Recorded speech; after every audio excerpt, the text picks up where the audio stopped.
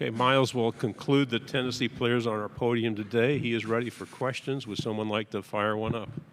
Here we go on the left side. Good afternoon, Miles. AP Stedham of AP as we see it. Miles, who are some of the tight ends you watched growing up and why?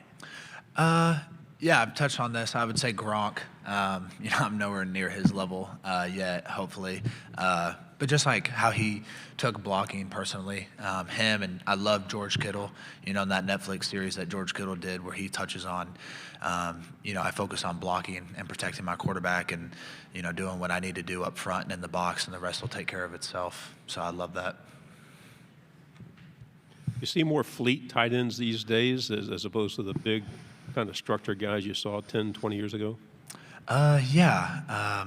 There's just a bunch of great athletes out there, and I don't want to say I'm not one of them, but there's just a bunch of great athletes out there that can run and jump really well, and I have to look at myself saying, hey, I may not do those things as well. What can I do to separate myself from them?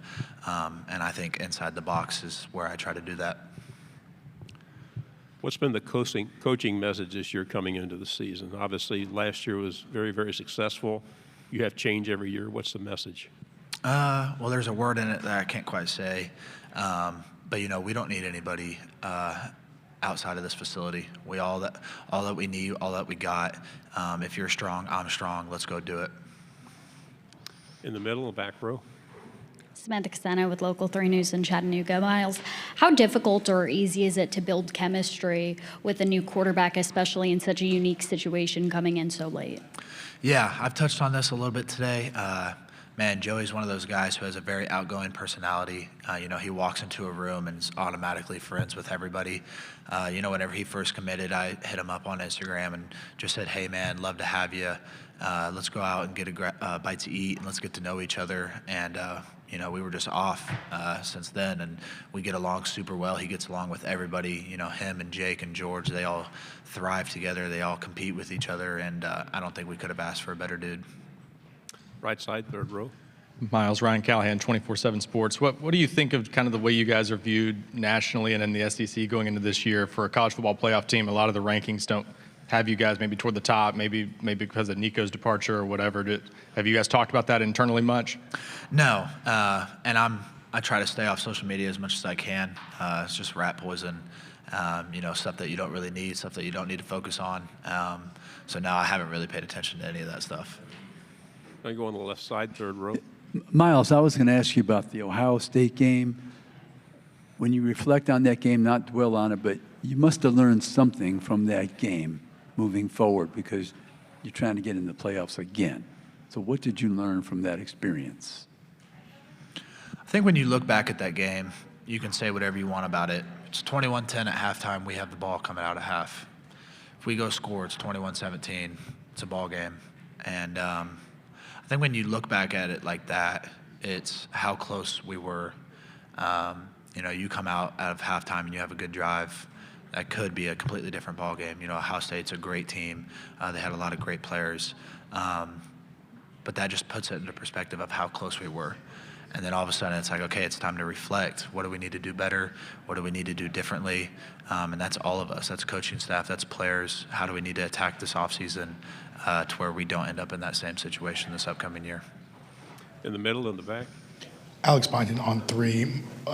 Aaron was just in here he mentioned that he and the other leaders went to Joey when he first got there and kind of sat him down, and they went over expectations for everybody, really, and what the plan would be moving forward.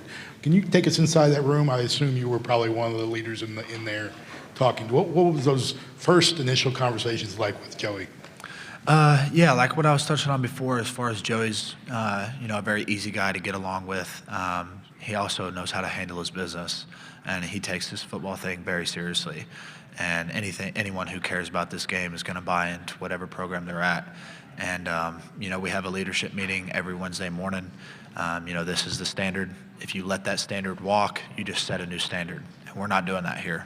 I know that you're new. I know you may feel like, hey, I need to prove myself, because I was there, last year at this time, coming into Tennessee, being a new guy.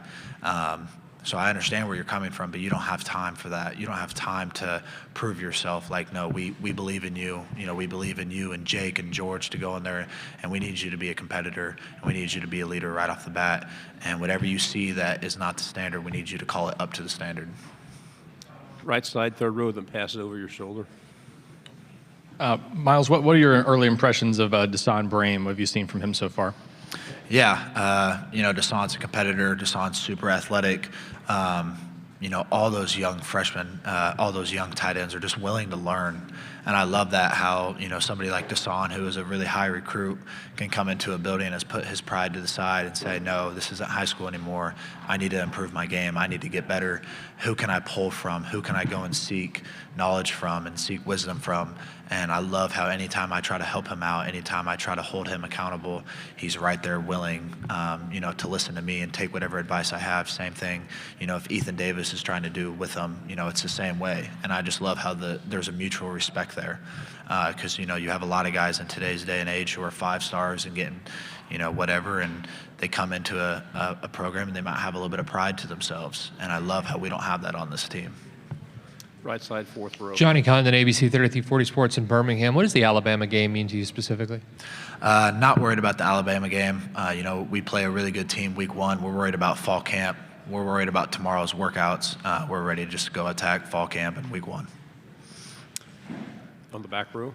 We saw glimpses of what Boo Carter could do last year. How excited are you to potentially add him to, you know, the offensive side of the ball as well?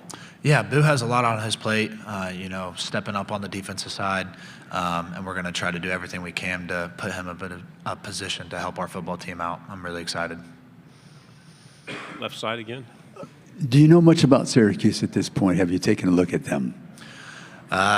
Just kind of like what I said, like, man, I'm focused on tomorrow's workouts. I'm focused on fall camp. You know, I'm focused on what I need to do to get better, and I'm focused on how I can help our team right now. Right side. Miles, not a lot is known about you guys wide receivers, I think, nationally, just because you got some young guys ready to step in there. What have you seen from, you know, Mike Matthews, Braylon Staley, some of those other young guys that are ready to take on bigger roles outside? Yeah, I would say the 2 biggest things I've seen from those guys is, you know, last year they always did what they were supposed to do, but that's just your job. And the one thing I love about those guys is not only are they doing what they're supposed to do at a high level, but they're also bringing guys along with them. You know, you got Ra in there, Verdarius, you got Travis Smith, and they're bringing those guys along with them. And I love that because I don't think last year's Braylon Staley and Mike Matthews would have done that as freshmen. And now that they've grown into this leadership role, they're bringing those guys along with them because we're going to need those young guys this fall, and they know that. And I love that. We have time for one more. Is there one more question? Yes, we'll go in the middle here on the back row. Not to beat a dead horse, but you talk about coming into a new situation, you're kind of focused on yourself like you were a year ago, Joey. But how weird was this offseason with everything that went on with Nico and just you're coming off the playoff, you would think, kind of like what we were talking about earlier, there'd be a lot more hope and hype right now, and it just doesn't seem that obvious.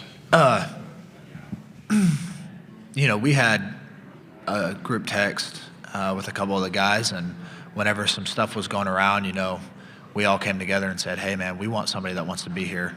And, you know, I talked about it earlier. It's next snap, next play. Don't worry about what happened before. And I think that can translate over into life. That can translate over into that situation to where it's, if you don't want to be here, that's fine. We're going to go find somebody who does, and he's going to come in and compete and want to be here.